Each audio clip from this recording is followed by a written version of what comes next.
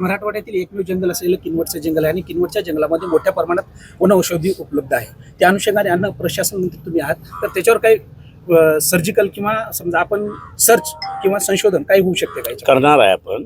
कालही योगायोगानं मुख्यमंत्री महोदयांनी जे आपलं राज्याचं आरोग्य विज्ञान विद्यापीठ आहे तिथे काही चांगली डेव्हलपमेंट आलेली आहे. त्या ठिकाणी जो कार्यक्रम झाला त्या कार्यक्रमात सर्चचा विषय आला का आपण सगळं हे विद्यापीठ वगैरे तर फक्त डिग्र्या वगैरे घेतो, पण जे सर्च व्हायला पाहिजे ते होत नाही.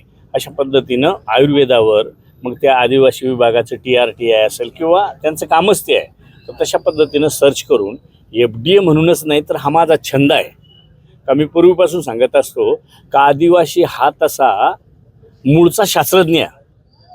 त्याच्यामुळं त्याला विचारा तुम्ही ICU कसा आला, प्लॅस्टर कसं आलं, हे तुमचं आरो प्लॅन्ट कसा आला, का जे पूर्वी ग्रामीण भागात मग तो आदिवासी असू द्या नाही तर जनरल असू द्या सगळ्यांना हे माहीत होतं. त्यांचा आदर्श घेऊनच हे आरो आले.